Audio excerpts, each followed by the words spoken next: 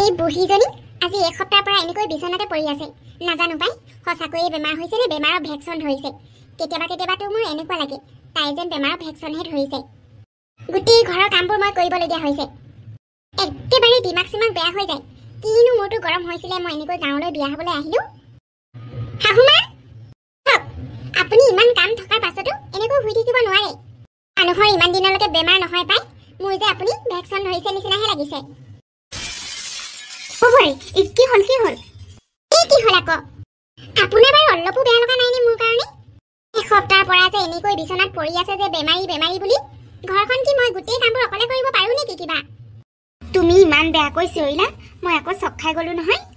চিঞৰিলে নহয় আপোনাক আলপৈচান ধৰি আছো বুলি আপুনি এনেকৈ বিচনাত পৰি থাকিব নোৱাৰে দেই। ইমান দিনহে বেমাৰৰ ভেকচিন কৰি থাকিব নালাগে।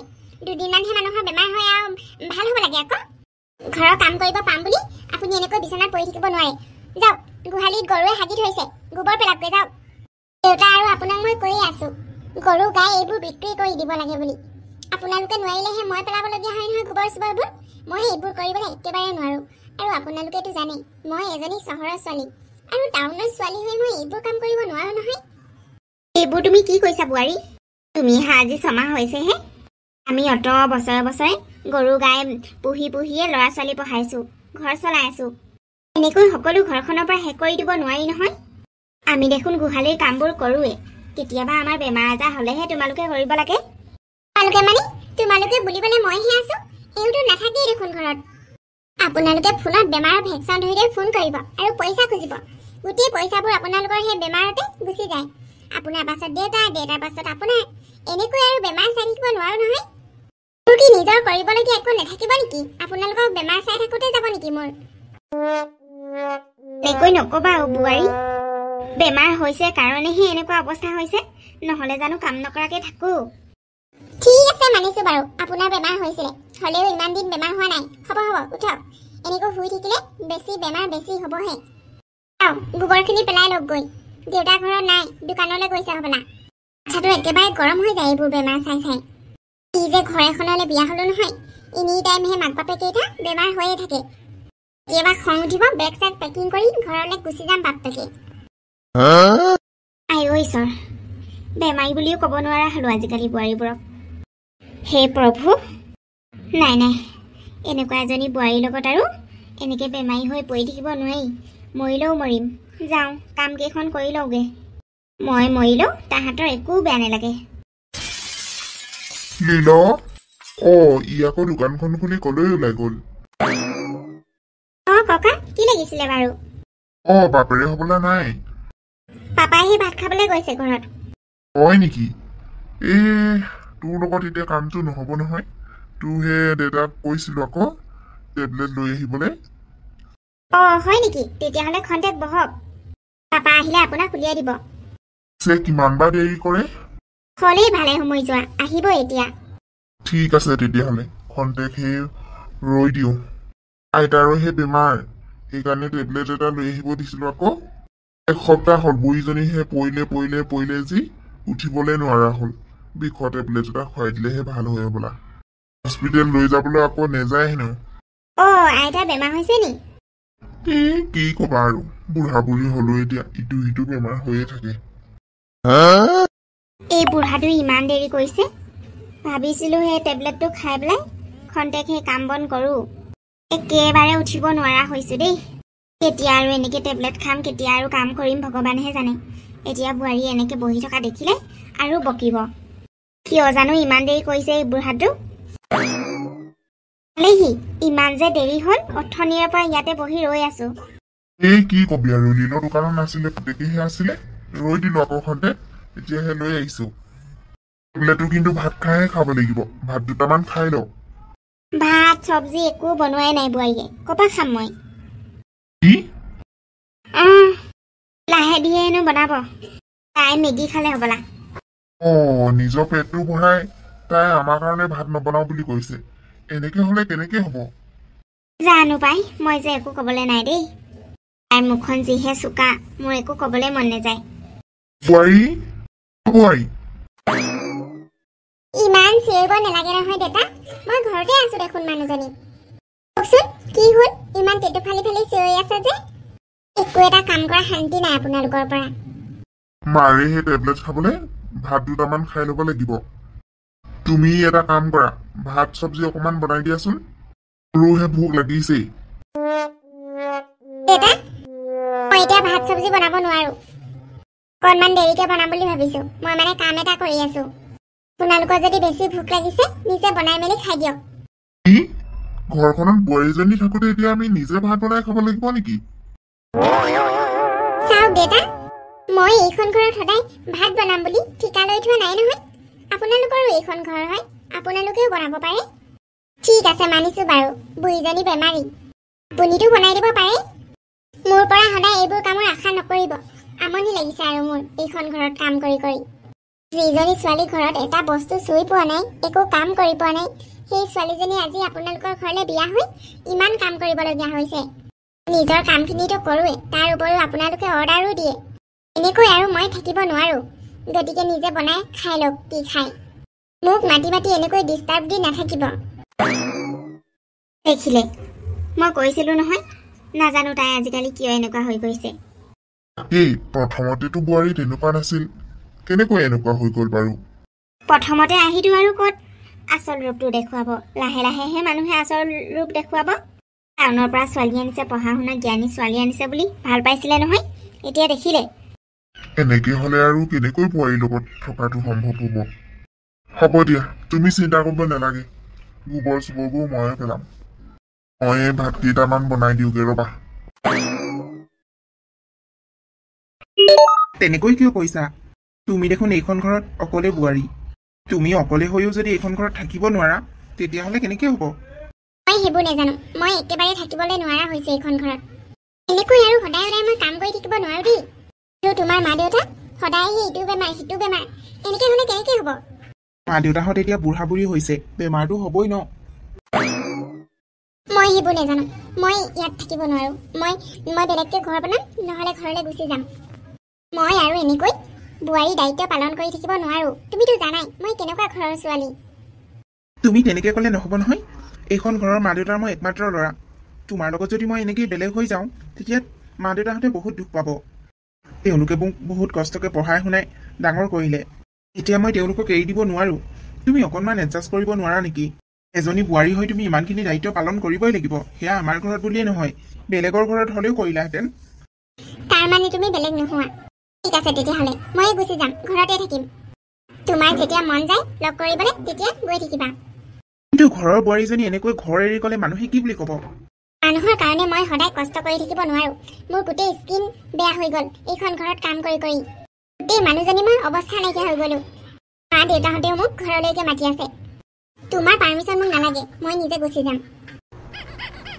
ঠিক আছে তোমাৰ যদি ঘৰলৈ মন গৈছে যাবলৈ তেতিয়াহ'লে কেইদিনমান থাকি আগুৰি যোৱা দিনমান নহয় মই তাতে থাকিম বুলি ভাবিছো তুমি এনেকৈ আৱেগত সিদ্ধান্ত ল'লে নহ'ব মই জানো তোমাৰ এতিয়া খং উঠিছে সেইকাৰণে তুমি এনেকুৱা সিদ্ধান্ত লৈছা লাহে লাহে তুমি নিজে ঠিক হৈ যাবা আৰে স্বপ্না তই ফোন এটা নকৰাকৈ ওলালেহি যে ফোন কৰিছিলো তোমালোকে ৰিচিভ নকৰিলা কিন্তু কাইলৈহে তুমি অহা কথা আছিল কাইলৈ আছিল পিছে আজি আহি পেলালো মোৰ আহো আহো লাগি আছে নহয় মই জানিছিলো সেইখন ঘৰত তুমি বেছি দিন থাকিব নোৱাৰা এদিন এনেকৈ ঘৰলৈ ঘূৰি আহিয়ে পেলাব লাগিব বুলি মা মই আৰু তাত থাকিব নোৱাৰো সেইকাৰণে মই ঘৰলৈকে গুচি আহিলো তোমালোকে মোক ঠিকে কৈছিলা মই সঁচাকৈ বহুত ডাঙৰ ভুল কৰিলো এনেকৈ বিয়া হৈ বাৰু এতিয়া পস্তাই একো লাভ নাই ভালেই কৰিলা ঘৰলৈ আহি পেলালা ভাল ল'ৰা এজন চাই তোমাক মই ভাল ঘৰ এখনলৈ বিয়া দিম নাই নাই মা এইবোৰ তুমি কি কৈছা সেইখন ঘৰহে এৰি থৈ আহিছো এওঁক এৰি থৈ অহা নাই নহয় এওঁ আমাৰ ঘৰলৈ আহি থাকিব মাত্ৰ মইহে ইয়াত থাকিম এইবোৰ তই কি কথা কৈছ তই তোৰ হাজবেণ্ডৰ লগত ৰিলেশ্যন থৈ এইখন ঘৰত থাকিব নোৱাৰ তই যদি এইখন ঘৰত থাকিবলৈ মন আছে তেতিয়াহ'লে তোৰ হাজবেণ্ডকো তই এৰিব লাগিব এইবোৰ তুমি কি কৈছা মা মই এওঁক কেনেকৈ এৰিব পাৰোঁ এওঁ মোৰ প্ৰব্লেম নহয় নহয় তেওঁলোকৰ ঘৰখনহে মোৰ প্ৰব্লেম চোৱা তোমাক মই আগতেই কৈছিলোঁ ইমান ভাল ল'ৰা চাই দিছিলোঁ তুমি বিয়া নহ'লা ইমান দুখত থাকিবলৈ কি দৰকাৰ পৰিছে মাত্ৰ তাৰ কাৰণে আজি তুমি ইমান দুখ ভুগিবলৈ পাইছা তাৰ যদি ইমানেই শক্তি আছে তেতিয়াহ'লে তোমাক ভালকৈ ৰাখিব পাৰিব লাগিছিল সি এটা মহা শূন্য আৰু তোমাক মই এটা শূন্যৰ লগত কেতিয়াও থাকিব দিব নোৱাৰো চোৱা মাজনী তোমাক মই ভালকৈ কৈছোঁ এইখন ঘৰতে যদি থাকিবলৈ আছে তাৰ লগত ৰিলেশ্যন থৈ কি লাভ এই দুখীয়া বিক্ষহুটোৰ লগত থাকিবলৈ তোমাৰ কোনো দৰকাৰ নাই নাই নাই মা তোমালোকে ভুল বুজিছা মই বহুত ভাল মানুহ আচলতে এওঁলোকৰ মাক দেউতাকৰ কাৰণে মই ইয়ালৈ আহি পেলাইছোঁ ঘৰখনত আৰু কিমান অকলে অকলে কাম কৰি থাকিম ওপৰৰ পৰা সেই বুঢ়া বুঢ়ীকেইটাকো চাব লাগে এওঁ মোক বহুত মৰম কৰে কিন্তু মই বুঢ়া বুঢ়ীকেইটাৰ পৰা আমনি পাইহে ইয়ালৈ আহি পেলাইছোঁ মাৰে তোমাৰ ঠিক কথা কৈছে তোমাৰ কাৰণে আমি বহুত লাজ পালোঁ চৌধুৰী ঘৰৰ লগত বিয়া ঠিক কৰি সকলো যুঁজা হোৱাৰ পাছত তুমি ঘৰৰ পৰা পলাই গলা সেই গাঁৱলীয়া ভিক্ষুটোৰ কাৰণে আৰু আজি তাত দুখ হ'ল বুলি এইখন ঘৰলৈ ঘূৰি আহিছা মাজনী তোমাৰ কথা আমি ইমান ভালকৈ চিন্তা কৰিছিলোঁ আৰু তুমি আমাক কি দিলা মান সন্মান সকলো শেষ কৰি দিলা কিমান ভাল ৰিলেশ্যন আছিল আমাৰ দুঘৰৰ মাজত আমি মাত্ৰ দুখন ঘৰৰ মাজত এটা ভাল সম্পৰ্ক থকাকৈ ভৱিষ্যতলৈও যাতে তেনেকৈ সম্পৰ্কটো থাকি যায় সেই বুলিহে তোমালোকৰ বিয়া যুঁজা কৰিছিলোঁ আৰু তুমি কি কৰিলা আমাক সকলোৰে আগত লাজত পেলাই গাঁৱৰ সেই ল'ৰাটোলৈ পলাই গলা আৰু এতিয়া এনেকৈ ঘূৰি আহিছা দেউতা তাৰ কাৰণে মোক ক্ষমা কৰি দিবা মোৰ ভুল হ'ল নাই নাই তুমি যদি এইখন ঘৰত থাকিবলৈ বিচাৰিছা তেতিয়াহ'লে তোমাৰ হাজবেণ্ডক তুমি এৰিবই লাগিব নহ'লে তোমাৰ এইখন ঘৰত কোনো স্থান নাই নাই মা দেউতা প্লিজ তেনেকুৱা নকৰিবা মই এওঁ কেনেকৈ এৰিব পাৰোঁ এওঁ কাৰণে মই সকলো এৰি গুচি গৈছিলোঁ আমাৰ সেইটো শেষ কথা এই মানা নামানা সেইটো তোমাৰ কথা মাজনী এতিয়াও চৌধুৰী পৰিয়ালে তোমাক বোৱাৰী কৰিবলৈ ৰাজি আছে তুমি সঠিক সময়তে আহিছা মাত্ৰ তোমাৰ হাজবেণ্ডক তুমি এৰি দিয়া নাই মা মই কেতিয়াও এওঁক এৰিব নোৱাৰোঁ তোমালোকে মোক ক্ষমা কৰি দিবা ঠিক আছে মই ইয়াত নাথাকোঁ লাগিলে মই ঘৰত দুখতেই থাকিম গাঁৱত তেনেকেই কাম কৰি থাকিম তথাপিও এওঁক এৰি মই এটা লাক্সাৰিয়াছ জীৱন কেতিয়াও গ্ৰহণ কৰিব নোৱাৰোঁ ঠিক আছে মা দেউতা মই যাওঁ পাৰিলে তোমালোকেও মোক ক্ষমা কৰি দিবা মাজনী মাজনী তাইক যাবলৈ দিয়া তাইৰ কাৰণে এইখন ঘৰৰ দৰ্জা সদায় খোলা কিন্তু তাইৰ কাৰণে এইখন ঘৰৰ গেট সদায় খোলা মাত্ৰ তাইৰ কাৰণে তাইৰ সেই গাঁৱৰ গিৰিয়েকৰ কাৰণে নহয় মই সেই গাঁৱৰ ল'ৰাটোক কেতিয়াও নিজৰ জোৱাই বুলি একচেপ্ট নকৰোঁ কিন্তু ছোৱালীজনীক জানো আমি এৰিব পাৰিম মই সেইবোৰ নেজানো মুঠতে সেই ল'ৰাটোক মই কেতিয়াও গ্ৰহণ নকৰোঁ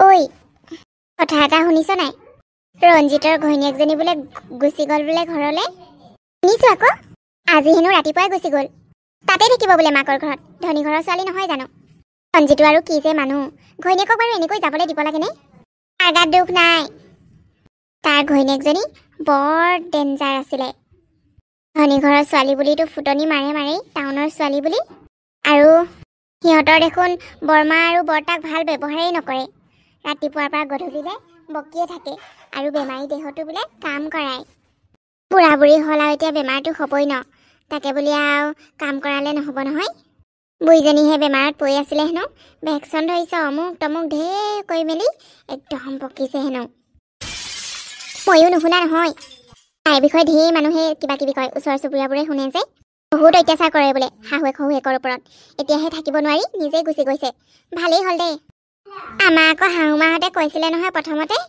টাউনৰ ছোৱালী বৰ ধুনীয়া ধনী ঘৰৰ ছোৱালী অমুক তমুক বুলি বৰ ভাল বুলি এতিয়া গম পাব নিজৰ বোৱাৰীয়েককতো কেতিয়াও ভালকৈ পোৱা নাই আনৰ বোৱাৰীয়েকক ভাল ভাল কওঁতে এতিয়া দেখিলে নহয় তাকেও সিহঁতৰ দেখোন বৰমাও ইমান ভাল মানুহ আমাৰ শাহুমাহঁতৰ নিচিনা নহয় বোৱাৰীয়েকৰ কথা বেলেগৰ আগত কৈ ফুৱা পিছে ৰঞ্জিতৰ এতিয়া কি হ'ব ঘৈণীয়েকৰ মাকৰ ঘৰত যাব নে মাক বাপেকৰ লগত থাকিব নেজানো পাই লোকৰ কথা যি হয় হৈ থাকক আমিনো কি কৰিব পাৰোঁ তথাপিও বোৱাৰীজনী ঘৰলৈ গুচি গ'ল কৈছে যে কিবা এটা বেয়াও লাগিছে দেচোন এনেকৈ লগ পালে ভালকেই কথা পাতে পিছে ঘৰতহে এনেকুৱা ব্যৱহাৰ কৰে বুলি ভাল নালাগে তাকেই বুঢ়া বুঢ়ীকেইটাকনো তেনেকৈ ব্যৱহাৰ কৰিব লাগেনে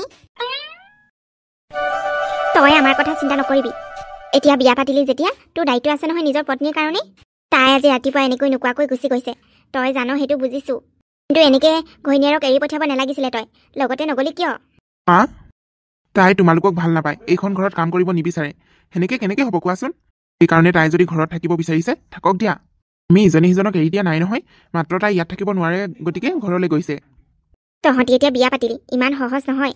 সংসাৰখন তেনেকৈ নচলে অ' বোপাই। মানুহে একেলগে থাকিবলৈহে বিয়া পাতে। তহঁতি যদি এনেকৈ নিজৰ নিজৰ ঘৰত থাকিবলৈ আছিলে, বিয়ানো পাতিছিলি কেলে?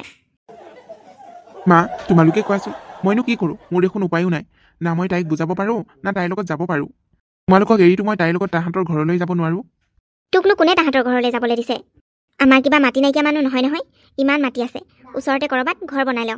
আমাৰ পৰা আমনি পাইছে যেতিয়া বোৱাৰীয়ে, তহঁতি দুটাই থাক, নিজাকৈ ঘৰ বনাই ল। এনেকৈ তহঁতি দূৰে দূৰে থাকোঁতে থাকোঁতে কেতিয়াবা কিবাই হ'বগে। তোমালোক বুঢ়া বুঢ়ী হ'লা এতিয়া। তোমালোকক মই এনেকৈ অকলে এৰি বেলেগকৈ মই থাকিব নোৱাৰোঁ নহয় মা। তই আমাৰ কথা চিন্তা কৰিবলৈ বাদ দে। আমি এতিয়াও বুঢ়া বুঢ়ী হ'লেও গাত শক্তি আছে, কৈ খাব পাৰিম। ওচৰত থাকিবি যেতিয়া বিপদে আপদে চাবিয়ে দেখোন। কিন্তু বোৱাৰীক এইখন ঘৰৰ পৰা কেতিয়াও যাবলৈ দিয়া নহ'ব। তই বোৱাৰীক বুজাই পৰাই লৈ আগৈ যা। বেলেগ হৈ খাবি, একো নহয়, আমাৰ একো নহয়। আৰে স্বপ্না, তুমি? বোৱাৰী তুমি? আমি তোমাৰ কথাই আলোচনা কৰি আছিলোঁ বোৱাৰী। বোৱাৰী, মই জানো তুমি মোৰ পৰাই মাৰ ঘৰলৈ গুচি গৈছিলাগৈ। এতিয়াৰ পৰা আৰু তুমি এইখন ঘৰত কাম কৰি কৰি কষ্ট পাব নালাগে বোৱাৰী। মা, এইবোৰ আপুনি কি কৈছে? অঁ বোৱাৰী, মই ৰঞ্জিতক কৈছোঁ, তোমালোকে আমাৰ ওচৰতে থকা সেই মাটিডোখৰতে নতুনকৈ ঘৰ বনাই তাতেই বেলেগ হৈ থাকিবা। একেলগে থাকিবলৈহে মানুহে বিয়া পাতে, তোমালোকেনো। সেইকাৰণে কৈছোঁ, নিজৰ মাটি বাৰী আছে যেতিয়া তোমালোকে ভালকৈ ঘৰ এটা বনাই তাতেই থাকিবা। তুমি মাৰ ঘৰলৈ যোৱাৰ কোনো প্ৰয়োজন নাই। স্বপ্না, মোক ক্ষমা কৰি দিবা। তোমাৰ মতে মই একো কৰিব পৰা নাই। এতিয়া মায়ে বুজোৱাতহে অকণমান বুজিছোঁ। মায়ে ঠিকে কৈছে, তুমি তোমাৰ ঘৰত থকাতকৈ আমি বেলেগকৈ ঘৰ এটা বনাই থাকিম দিয়া। তোমাৰ এইখন ঘৰত মাত্ৰ মোৰ মা দেউতাৰ কাৰণেহে প্ৰব্লেম হয়। তুমি মই যদি বেলেগকৈ থাকোঁ, মা দেউতাও আমাৰ লগত নাথাকিব। তোমাৰ একোৱে প্ৰব্লেম নহ'ব। গাঁৱতে থাকিম যেতিয়া মই মা দেউতাক চাবলৈ আহিবও পাৰিম সদায়। পিছে তুমি ৰাতিপুৱা গৈছিলাহে, ইমান সোনকালে কিয় ঘূৰি আহিলা? শাহুমা, আপুনি মোক ক্ষমা কৰি দিব। আপোনাক মই বহুত অত্যাচাৰ কৰিলোঁ। আপোনালোকে মোক বহুত মৰম কৰে, আজিহে গম পালোঁ। মই আৰু মাৰ ঘৰলৈ নাযাওঁ, মই ইয়াতে থাকিম। আৰু বেলেগকৈ ঘৰ বনোৱা কোনো প্ৰয়োজন নাই। মই ইয়াত থাকিবলৈ পাৰিম মা, মই এতিয়াহে বুজিছোঁ। আপোনালোকে মোক বহুত মৰম কৰে, নিজৰ ছোৱালীৰ দৰে ভাবে। সেইকাৰণে ইটো সিটো কৰিবলৈ আপোনালোকে মোক কয়। অতদিনে মই আপোনালোকক ভুল বুজি আছিলোঁ। মই কৰা ভুলৰ কাৰণে আপোনালোকে মোক ক্ষমা কৰি দিব পাৰিবনে? এইবোৰ তুমি কি কৈছা বোৱাৰী? আমি তোমাক কেতিয়াও বেয়া পোৱা নাই। মই জানো মা, মই এতিয়া যিমান পাৰোঁ ভাল হ'বলৈ চেষ্টা কৰিম।